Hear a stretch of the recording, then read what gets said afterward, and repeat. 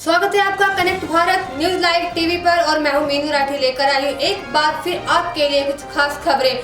तो चलिए नजर डालते हैं आज के कुछ खास खबरों। सुप्रीम कोर्ट ने गुरुवार को प्रवर्तन निदेशालय ईडी के डायरेक्टर संजय कुमार मिश्रा को कार्यकाल सितंबर तक बढ़ा दिया है।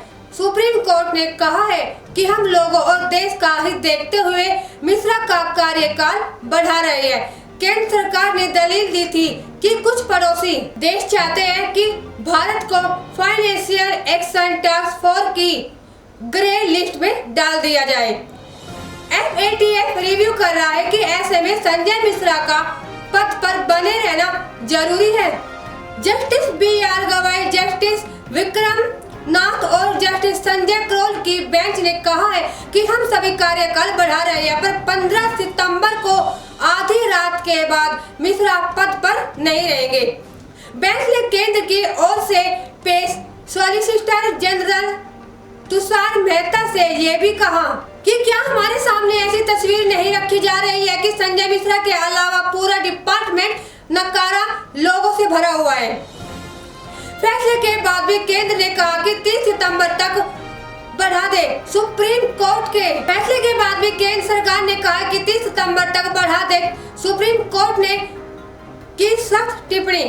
तो भाई SG तुषार मेहता ने संजय मिश्रा का कार्यकाल 15 सितंबर तक बढ़ाए जाने के बाद भी बेंच से अपील की थी और कहा था कि आप कार्यकाल 30 सितंबर तक बढ़ाए जाने पर विचार कर सकते हैं। तो भाई सुप्रीम कोर्ट ने इस पर यह भी कहा था कि नहीं, ये एक्सटेंशन भी हम देश हित को देखते हुए दे रही है।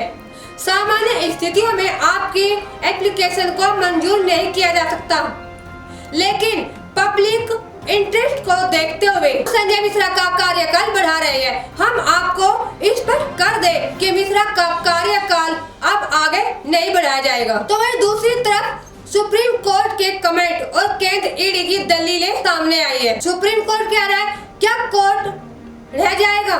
जस्टिस गवाई ने कहा यदि एक अफसर नहीं हो तो काम ही नहीं होगा।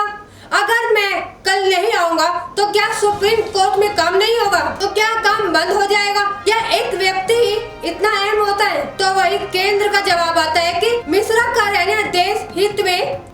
सॉलिसिटर जरूरत तुषार मेहता ने कहा है कि ऐसा नहीं है, लेकिन FATF की टीम 3 नवंबर को भारत आने वाली है। मिश्रा का रहना देश के हित में होगा, ये बेहतर ढंग से पक्ष में रहेगा। तो वही सुप्रीम कोर्ट ने कहा क्या सब एक आदमी के कंधों पर टीका? याचिकाकर्ता की ओर से वरिष्ठ वकील अभिषेक सिंघवी ने कहा कि क्या देश में सब कुछ एक व्यक्ति के कंधों पर टिका है? FATF रिव्यू यदि कारण है तो फिर सरकार ने मिश्रा के लिए अक्टूबर तक ही एक्सटेंशन क्यों मांगा? रिव्यू तो 2024 तक चलेगा।